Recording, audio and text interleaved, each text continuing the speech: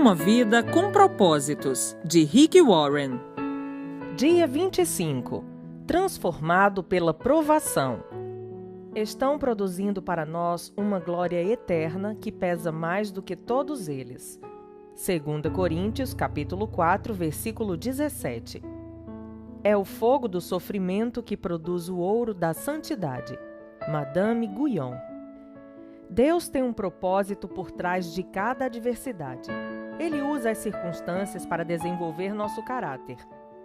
Na verdade, ele se utiliza mais das circunstâncias para nos tornar semelhantes a Cristo que da leitura da Bíblia.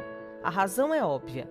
Você se defronta com as circunstâncias da vida nas 24 horas do dia. Jesus alertou-nos de que teríamos aflições no mundo. João, capítulo 16, versículo 33. Ninguém está imune à dor ou livre de sofrer, e ninguém tem a oportunidade de atravessar a vida sem problemas. A vida é uma série de problemas. Toda vez que se resolve um, já existe outro aguardando a vez. Nem todos são graves, mas todos são importantes para o processo de crescimento que Deus planejou para você. Pedro nos assegura de que os problemas são normais.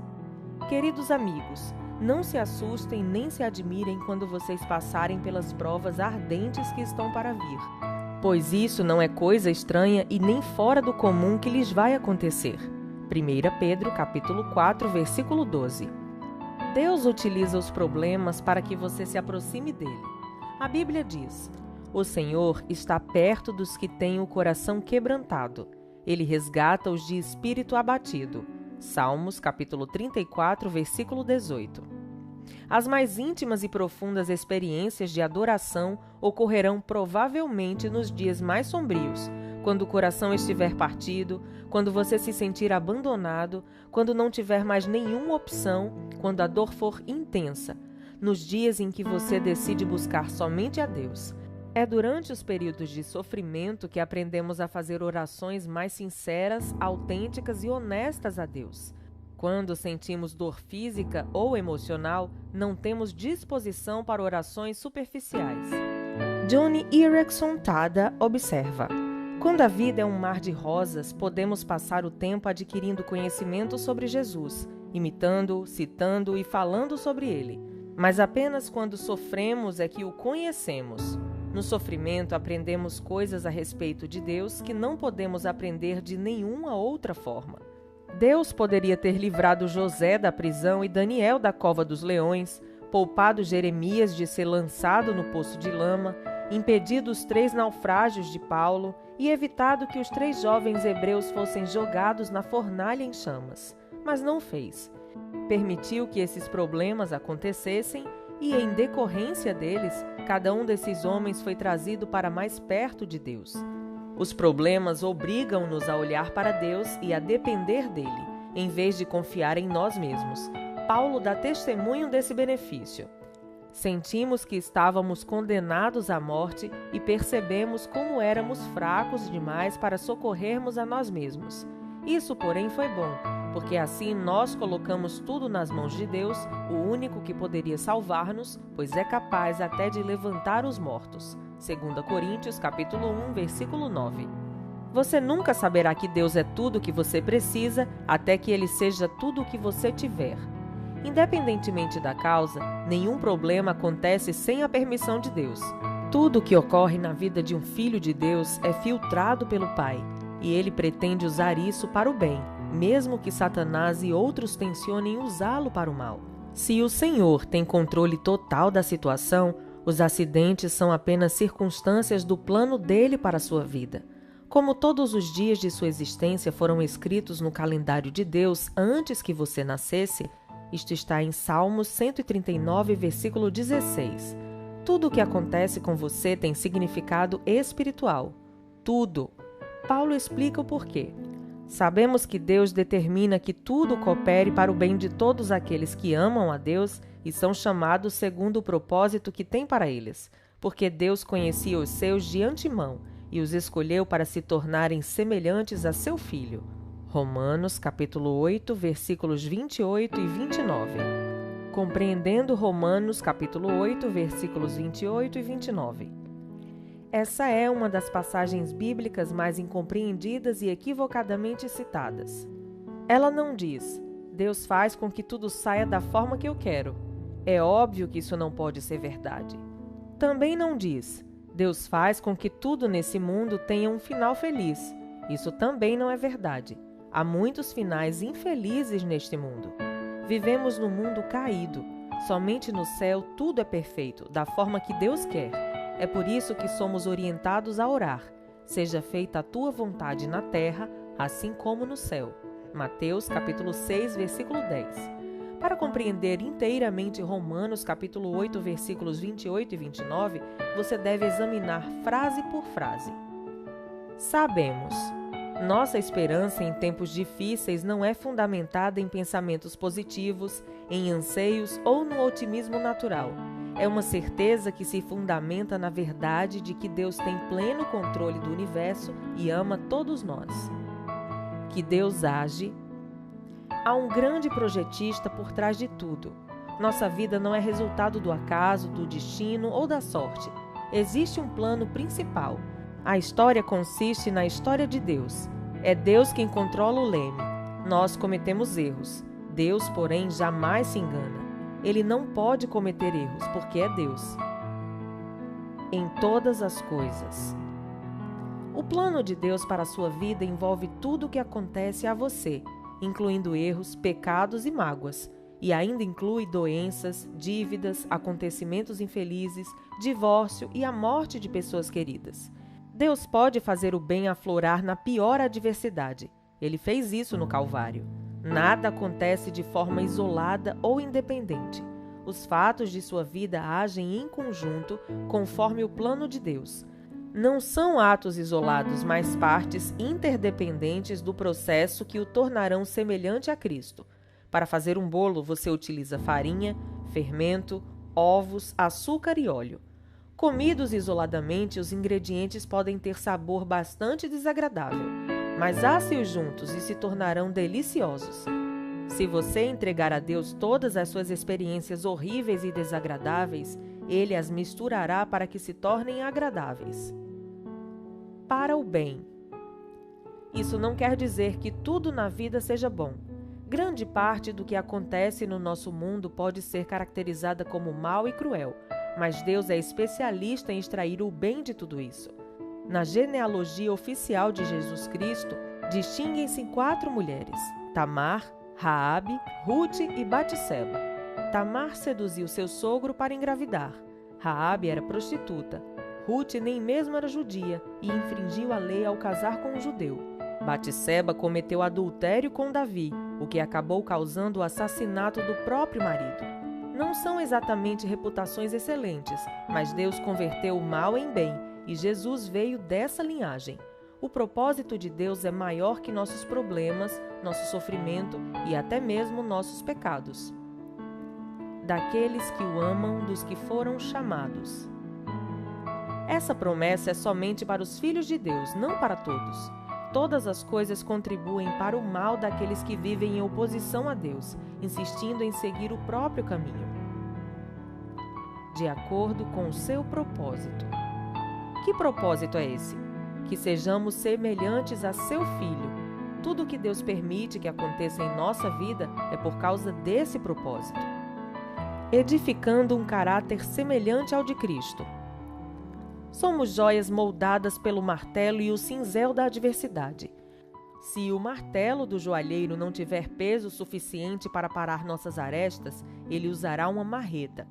Se formos realmente obstinados, ele utilizará uma britadeira. Ele usará o que for necessário. Cada problema é uma oportunidade para a edificação do caráter e quanto mais difícil a situação, maior o potencial de desenvolvimento dos músculos espirituais e da fibra moral.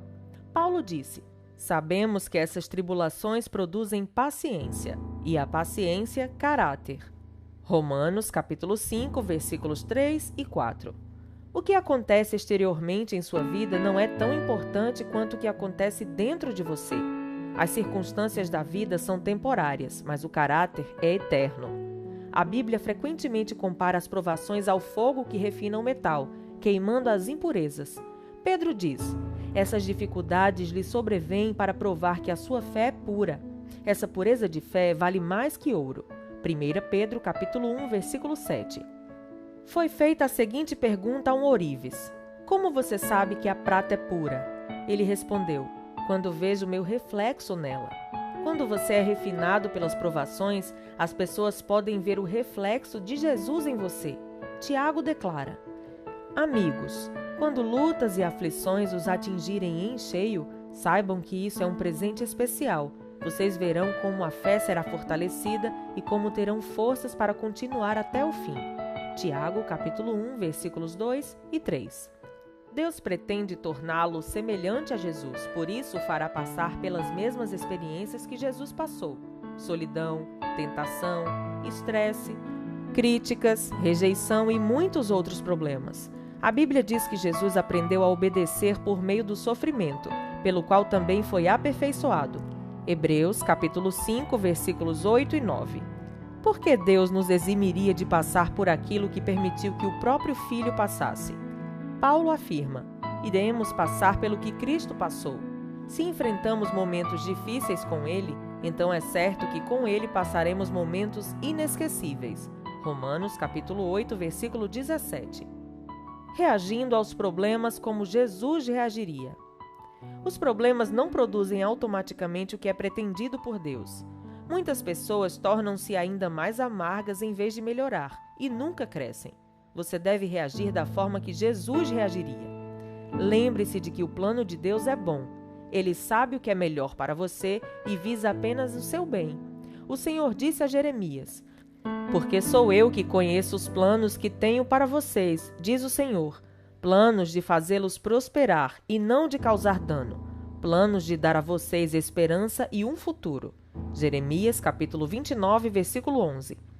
José compreendeu essa verdade quando, falando aos irmãos que o haviam vendido como escravo, disse: vocês planejaram o mal contra mim, mas Deus o tornou em bem, para que hoje fosse preservada a vida de muitos. Gênesis, capítulo 50, versículo 20.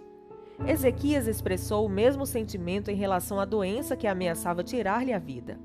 Foi para meu próprio bem que passei esse período difícil. Isaías, capítulo 38, versículo 17. Sempre que Deus disser não ao seu pedido de alívio, lembre-se de que Ele está fazendo o que é melhor para nós. Está nos treinando para que possamos viver de acordo com seu santo propósito. Hebreus, capítulo 12, versículo 10. É vital que você se mantenha concentrado no plano de Deus, não no problema ou no sofrimento. Foi assim que Jesus suportou a dor na cruz e somos exortados a seguir seu exemplo.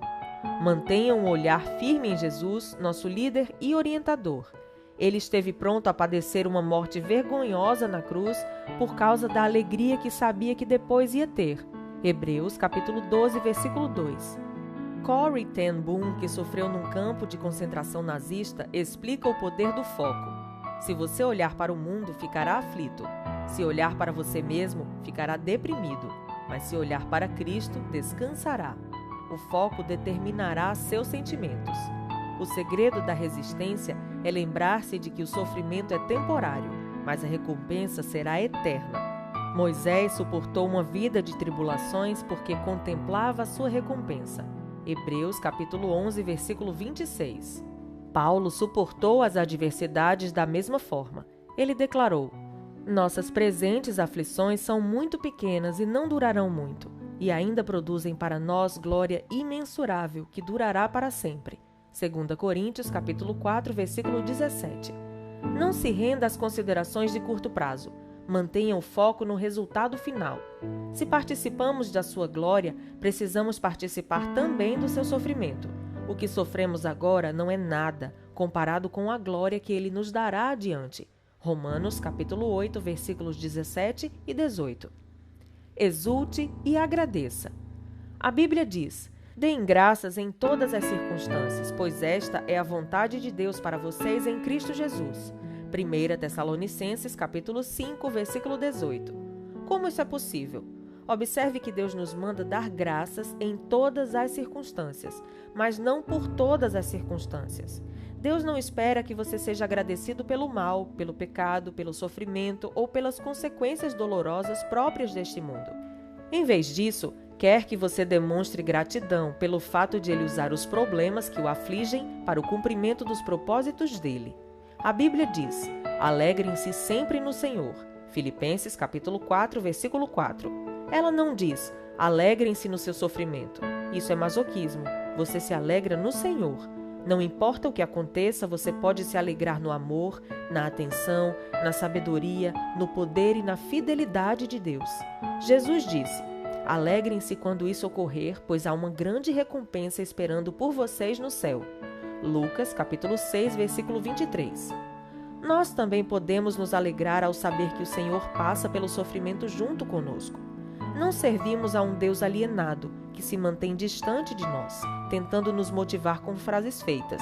Ao contrário, ele participa de nosso sofrimento. Jesus fez isso na encarnação e hoje é seu Espírito quem opera isso em nós. Deus jamais nos deixará sozinhos. Recuse-se a desistir. Seja paciente e persistente. A Bíblia diz: entendam que os problemas vêm para lhes testar a fé e gerar em vocês perseverança. Mas deixem que esse processo continue até que a perseverança se desenvolva completamente e descobrirão que se tornaram homens de caráter maduro, de integridade sem nenhum ponto fraco. Tiago, capítulo 1, versículos 3 e 4. A construção do caráter é um processo lento. Sempre que tentamos evitar ou escapar das dificuldades da vida, criamos um atalho no processo, atrasamos nosso crescimento e, na verdade, acabamos experimentando um sofrimento ainda pior, algo inútil que acompanha a negação e a rejeição.